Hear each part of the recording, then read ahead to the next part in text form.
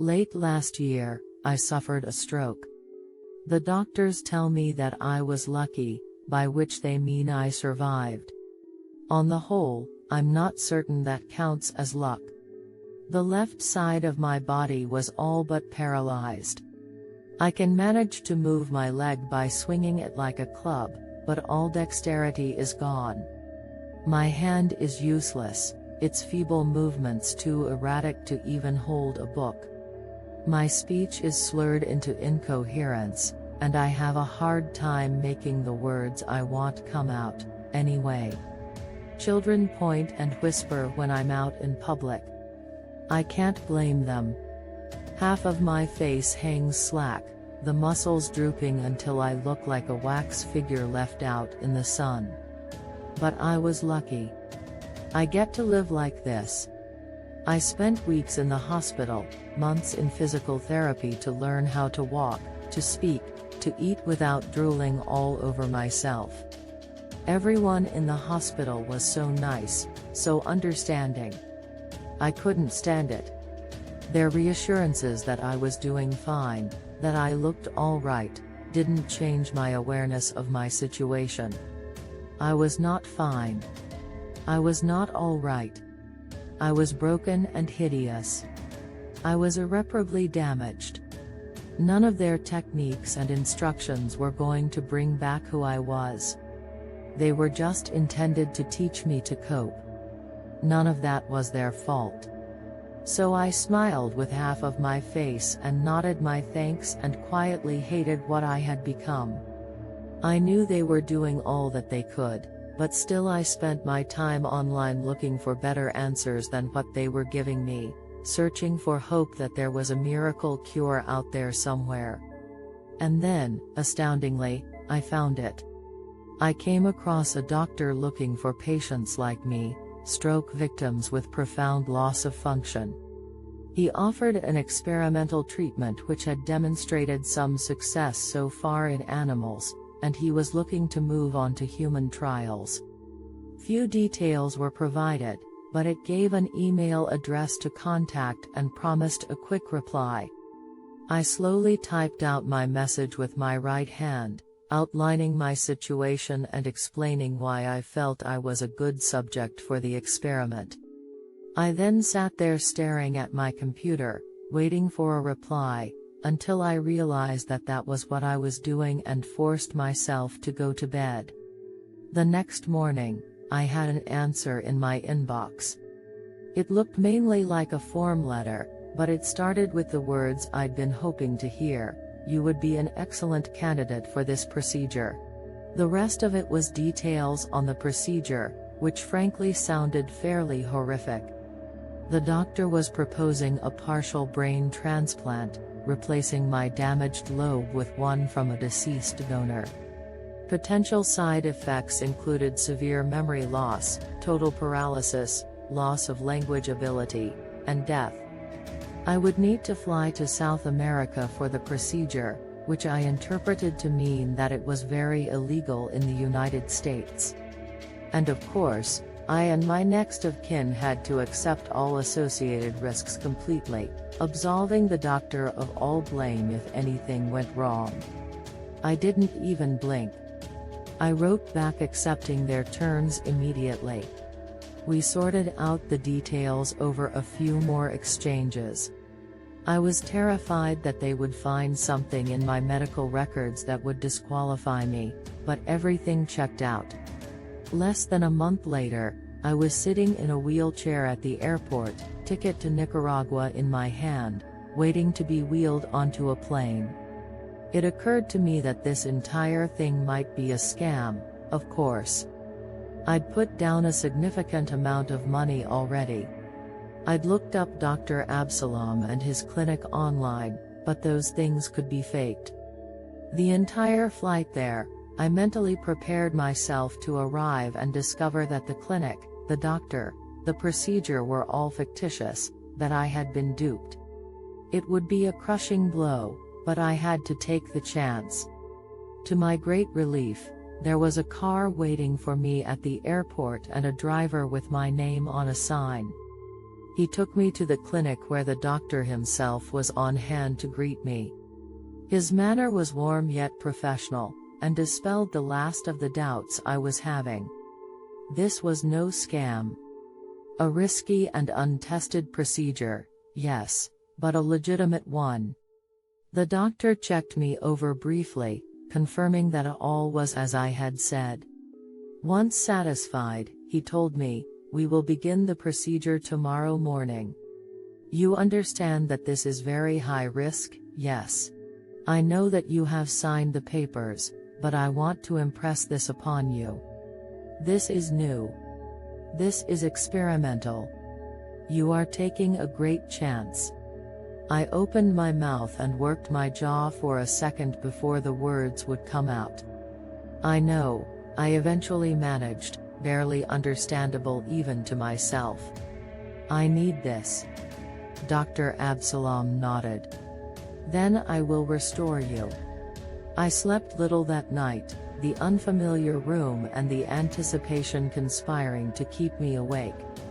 I was awake when the gray light of pre-dawn began to brighten the room, and eagerly ready to go when the nurses came to fetch me hours later. They wheeled me into an operating room full of bright lights and gleaming steel.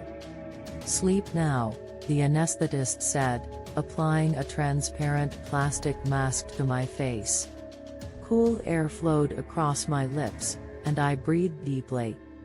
I would wake up whole, or not at all. I was fine with either option. The next thing I remember is another bright light, the natural light of the sun streaming through the window of my hospital room. I had needles taped into my veins and tubes connected to my nose. Lines ran to nearby machines and 4 bags, and when I reached up to touch my head, it was covered in bandages. "Leave that alone," said a nurse in a friendly tone, entering the room. "You've got a lot of healing to do." "Look," I told her, crying. "Look." I was touching the bandages with my left hand. It was moving under my control, each finger independent. The motions were clumsy, but for the first time in half a year, I believed that I might regain my body. My progress over the next week was remarkable.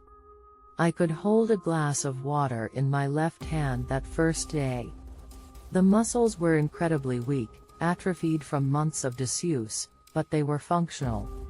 I could chew food without worrying about whether the left side of my mouth was hanging open. I still needed my cane to walk, but every day I could feel that I depended on it less and less. Whereas before it had served to hold up an entire side of my body, now it was mostly there as a safety measure in case I tried to do too much at once. And I did. I wanted to run, to shout, to sing. The nurses had to constantly tell me that I'd done enough, that it was time to take it easy again. Even so, I could see the wonderment in their eyes. Dr. Absalom's procedure had done everything it promised and more. It truly was the closest thing to a miracle I could imagine. After just 4 weeks, I shook the doctor's hand as I said goodbye. "Thank you, Dr. Absalom," I said, clearly and without slurring.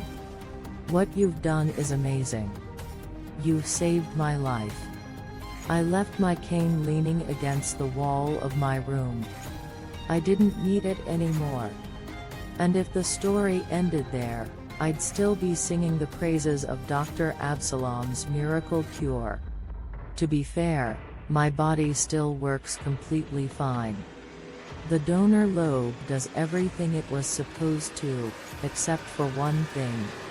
It started small, a few weeks after I got home. I started to notice a small hesitation between when I would reach for something with my left hand, and when it would happen.